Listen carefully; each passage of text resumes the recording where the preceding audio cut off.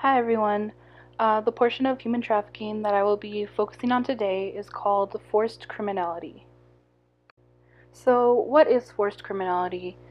Well, forced criminality is when somebody is forced to carry out criminal activity through either coercion or deception.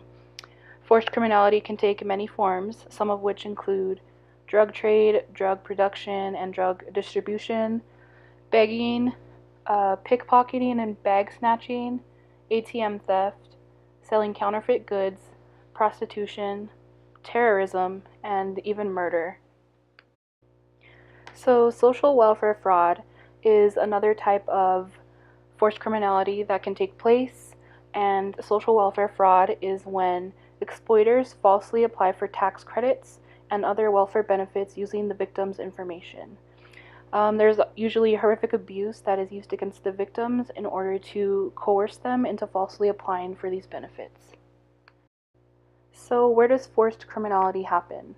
Well, it happens all over the world. In 2013, police arrested 6 adults accused of forcing their children to commit burglaries in Paris. The victims suffered physical abuse for failure to deliver a daily quota of stolen goods. In Mexico, organized criminal groups have coerced children and migrants to work as assassins and in production, transportation, and sale of drugs. A quote from a victim of trafficking in the UK says, "I was forced to beg, steal, and to sell the Big Issue magazine illegally.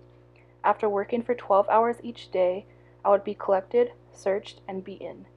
I was forced to work on the streets throughout the winter months without a coat to wear or anything to eat or drink." Why is forced criminality hard to identify? Forced criminality is often an under-identified characteristic of human trafficking. This is because there is a lack of proper victim identification and screening. This is why the victims of forced criminality are often mistaken for criminals and therefore treated as such by law enforcement. Victims have trouble seeking help for this reason. The risk of getting caught makes it harder for victims to contact authorities and seek help. An example of this in the US involves the victims of human trafficking who are forced to commit commercial sex acts and then prosecuted for prostitution. Many states, including New York, have passed laws to allow trafficking victims to overturn or vacate these convictions, where criminal activity was committed as part of the trafficking situation. Why is forced criminality so hard to escape? Victims of forced criminality are often dependent on their abuser and defenseless against them. For example, the abuser could be giving the victim drugs, and the victim's drug addiction makes them prisoner to their abuser.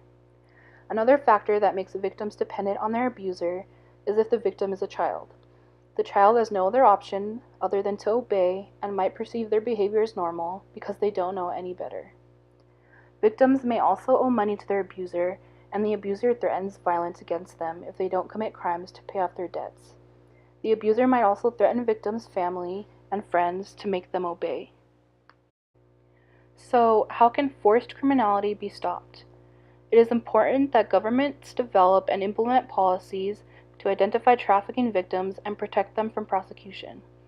It is also important to recognize the signs of trafficking, including if the person in question owes a large debt and is unable to pay it off, exhibits unusually fearful behavior after bringing up law enforcement, shows signs of substance abuse or addiction, is constantly fearful, anxious, or depressed, shows signs of poor hygiene or malnourishment, shows signs of physical and/or sexual abuse, is not in control of their money/bank account. If you or someone you know is experiencing human trafficking, call or text the Human Trafficking Hotline.